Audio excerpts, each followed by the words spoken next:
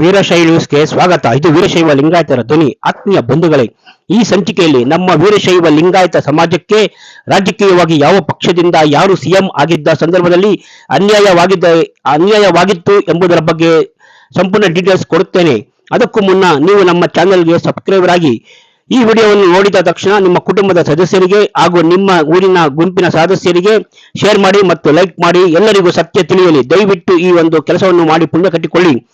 1989ರಲ್ಲಿ ರಾಜ್ಯದಲ್ಲಿ ಕಾಂಗ್ರೆಸ್ ಪಕ್ಷವನ್ನು ಅಧಿಕಾರಕ್ಕೆ ತಂದ ನಮ್ಮ ಸಮಾಜದ ವೀರೇಂದ್ರ ಪಾಟೀಲ್ 11 ತಿಂಗಳು ಆಡಳಿತ ನಡೆಸುತ್ತಿದ್ದರು. ಆ ಸಂದರ್ಭದಲ್ಲಿ ಅವರಿಗೆ ಪಾರ್ಶ್ವವಾಯುಗೆ ತುತ್ತಾದರು.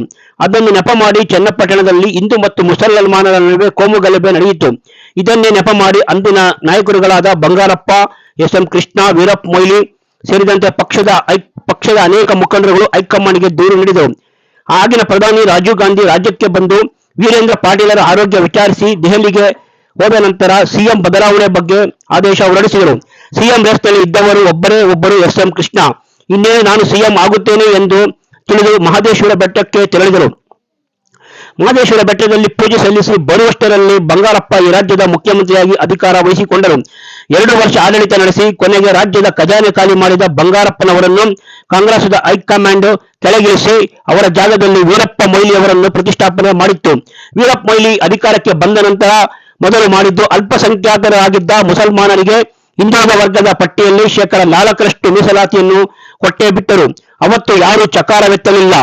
ಮೊಯ್ಲಿ ಸರ್ಕಾರ ಪತನವಾದ ಆನಂತರ ರಾಜ್ಯದಲ್ಲಿ ಜನತಾ ಪರಿವಾರ ಅಧಿಕಾರಕ್ಕೆ ಬಂತು. ದೇವೇಗೌಡರು, ಜಯಂತ್ ಪಟೇಲರು, ಬೊಮ್ಮಾಯಿ ಸಿಎಂ ಆದರು. ಮತ್ತೆ ಜನತಾ ಪರಿವಾರ ಓಡಾಯಿತು. ಮತ್ತೆ ರಾಜ್ಯದಲ್ಲಿ ಎಸ್.ಎಂ. ಕೃಷ್ಣ ಈ ನಾಡಿನ ಸಿಎಂ ಆದರು.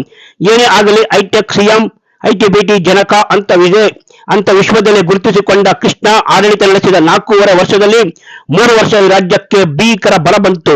ರಾಜ್ಕುಮಾರ್ ಅಪಹರಣವಾಯಿತು. ಸಾಲು ಸಮಸ್ಯೆಗಳು ಅವರಿಗೆ ಎದುರಾಯಿತು.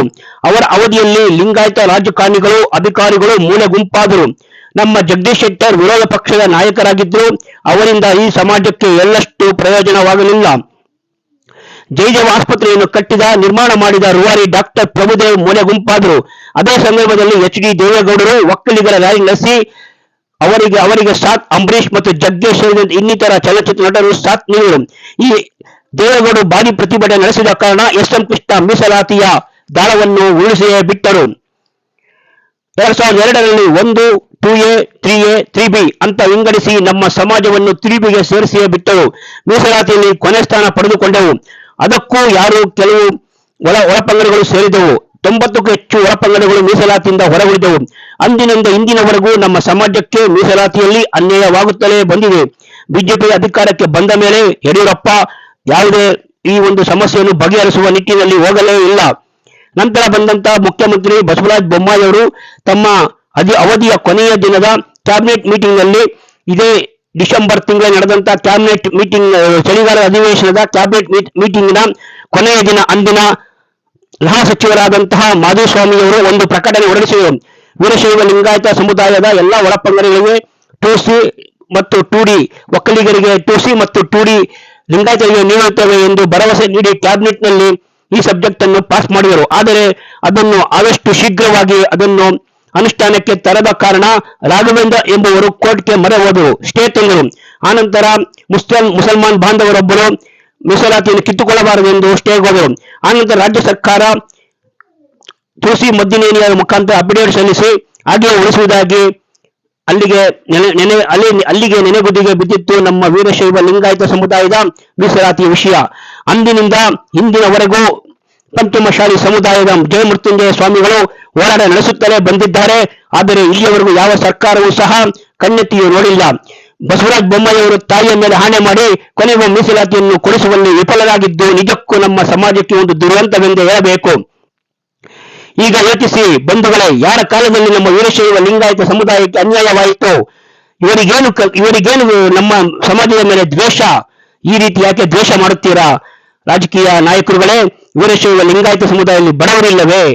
ಇವರಿಗೆ ಅನ್ಯಾಯವಾದರೆ ನಿಮಗೆ ಸಂತೋಷವೇ? ಇನ್ನು ನಾವು ಇಲ್ಲಿ ಬದುಕಲು ನಮಗೆ ಸಾಧ್ಯವಿಲ್ಲವೇ? ನಾವೇನು ಹೊರದೇಶದಿಂದ ಬಂದಿದ್ದೀವಾ ಅಂತ ಲಿಂಗಾಯತ ಅನೇಕರು ಬೊಬ್ಬೆ ಹಿಡಿತಲೇ ಬಂದಿದ್ದಾರೆ. ಇದರ ಬಗ್ಗೆ ನಮ್ಮ ಮೈಸೂರಿನ ಮಾಜಿ ಉಪಮೇಯರ್, ಕಾಂಗ್ರೆಸ್ನ ನಾಯಕರಾದಂತಹ ಅವರು ಬಹಳಷ್ಟು ಸೊಗಸಾಗಿ ಮಾತನಾಡಿದ್ದಾರೆ. ಅವರು ಏನು ಹೇಳುತ್ತಾರೆ ಕೇಳೋಣ ಬನ್ನಿ. ಓಂಕಾರ್ ಪ್ರಸಾದ್ ಅಂತ, ನಾನು ಮೈಸೂರು ಮಹಾನಗರ ಪಾಲಿಕೆಯ ಮಾಜಿ ಉಪಮೇಯರ್ ಹಾಗೂ ಕೈಗಾರಿಕೋದ್ಯಮಿ. ನಿನ್ನೆ ಈ ಪಂಚಮಶಾಲಿ ಹೋರಾಟ ಬೆಳಗಾಂನಲ್ಲಿ ಲಾಠಿ ಚಾರ್ಜ್ ಆಗಿ ಒಂದು ದುರಂತವಾಗಿ ಅದು ಕೊನೆಗೊಂಡ ವಿಷಯ ತಮಗೆಲ್ಲರಿಗೂ ಗೊತ್ತೇ ಇದೆ. ಅದ್ರ ಬಗ್ಗೆ ಅಸೆಂಬ್ಲಿಲಿ ಮಾನ್ಯ ಮುಖ್ಯಮಂತ್ರಿಗಳು ತಮ್ಮ ಹೇಳಿಕೆ ಕೊಟ್ಟರು. ಏನಂತ ಕೊಟ್ಟರು? ಪಂಚಮಶಾಲಿ ಲಿಂಗಾಯತರಿಗೆ ಮೀಸಲಾತಿ ಕೊಡೋದಕ್ಕೆ ಕಾನೂನಲ್ಲಿ ಅವಕಾಶ ಇಲ್ಲ. ಕಾನೂನಲ್ಲಿ ಅವಕಾಶ ಇಲ್ಲ ಅಲ್ವಾ, ನೀವು ಹೇಳಿದ ಮಾತು. ಆದರೆ 4% ಮೀಸಲಾತಿ ಕೊಟ್ಟರಲ್ಲ ಬೇರೆಯವ್ರಿಗೆ, ಅದು ಕಾನೂನಲ್ಲಿ ಅವಕಾಶ ಇದೆಯಾ?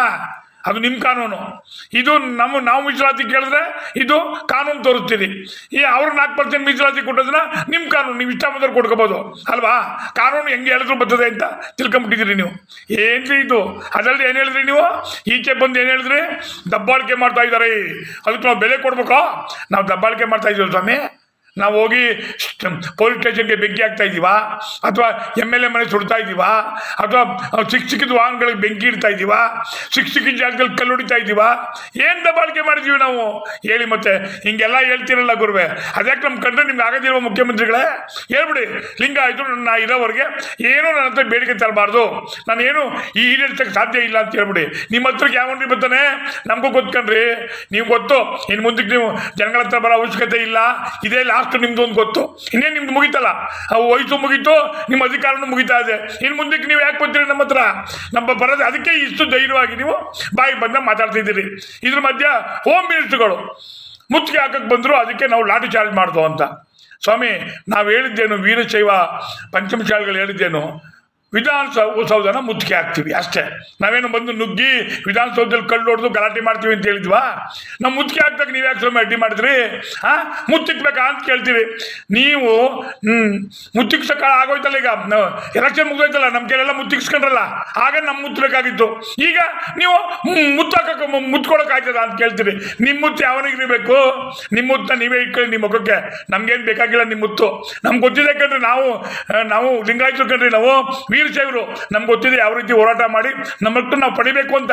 ಲಿಂಗಾಯತರೇ, ವೀರಶೈವರೇ, ನಾವೆಲ್ಲ ಒಗ್ಗಟ್ಟಾಗಿ ಹೋರಾಡಿದ್ರೆ ಮಾತ್ರ ನಮ್ಮಲ್ಲಿ ಬಿಟ್ಬಿಡಿ. ನೋಡಿ, ಅವ್ರು ಪಂಚಮಶಾಲಿಗಳು ಗಲಾಟೆ ಮಾಡ್ತಾ ಇದ್ದಾರೆ. ಯಾವನಾರು ನಮ್ಮ ಪಂಗಡದ ಜನ ಅವರು ಸಪೋರ್ಟ್ ಮಾಡಿದ್ದೀರಾ? ಒಬ್ಬರಾರು ಮಾಡಿದ್ದೀರಾ? 108 ಪಂಗಡ ಇದೆ, ಅದು ಬೇಡಪ್ಪ. ಅಖಿಲ ಭಾರತ ವೀರಶೈವ ಸಭೆಯವರು ನೀವೆಲ್ಲ ಲಿಂಗಾಯತರಿಗೂ ನೀವು ತಾನೆ ಸಭೆ, ಅಖಿಲ ಭಾರತ ವೀರಶೈವ ಮಹಾಸಭೆ ಅಂತ ಹೆಸರು ತಗೊಂಡಿರೋ. ನೀವೇನ್ರಿ ಒಂದು ಮಾತು ಆಡ್ತಾ ಇಲ್ವಲ್ರಿ? ಅಧ್ಯಕ್ಷರು ಮಾತಾಡ್ತಾ ಇಲ್ಲ, ಪದಾಧಿಕಾರಿಗಳು ಮಾತಾಡ್ತಾ ಇಲ್ಲ. ಅಖಿಲ ಭಾರತ ವೀರಶೈವ ಮಹಾಸಭೆ ದೊಡ್ಡಧ್ಯಕ್ಷರು ಶಾಮನೂರು ಶಿವಶಂಕರಪ್ಪನವರು ಮಾತಾಡ್ತಾ ಇಲ್ಲ. ಏನ್ರಿ ಇದು? ಶಂಕರ್ ಬಿದ್ರಿ ಅವರೇ, ನಿಮ್ಗೆ ಹೇಳ್ತಾ ಇದೀವಿ, ಒಂದು ಸ್ಟೇಟ್ಮೆಂಟ್ ಕೊಡಿ. ನಿಮ್ಮನ್ನ ಅಧ್ಯಕ್ಷನಾಗಿ ಮಾಡೋರೆ, ಅನ್ಯಾಯ ಆಗೋದ್ ಕಡೆ ಪ್ರತಿಭಟನೆ ಮಾಡಿ. ನೀವು ಪೊಲೀಸ್ ಅಧಿಕಾರಿ ಆಗಿದ್ದವರು, ನಿಮ್ಮ ಬಗ್ಗೆ ಒಳ್ಳೆ ಹೆಸರಿದೆ, ಕರ್ನಾಟಕದಲ್ಲಿ ನಿಮ್ಮ ಜನ ಪ್ರೀತಿಸ್ತಾರೆ. ನೀವು ಇದ್ರ ಬಗ್ಗೆ ಒಂದು ಒಳ್ಳೆ ಸ್ಟೇಟ್ಮೆಂಟ್ ಕೊಡಿ, ಹೋರಾಟಕ್ಕೆ ಒಂದು ಅಣು ಮಾಡಿಕೊಡಿ. ಎಲ್ಲ ಅಪ್ರಿಷಿಯೇಟ್ ಮಾಡ್ತಾರೆ ಜನ ನಿಮ್ಮನ್ನ, ಗೊತ್ತಾಯ್ತಾ? ದಯವಿಟ್ಟು ಈ ಹೋರಾಟದಲ್ಲಿ ನಾವೆಲ್ಲ ಭಾಗವಹಿಸಬೇಕು.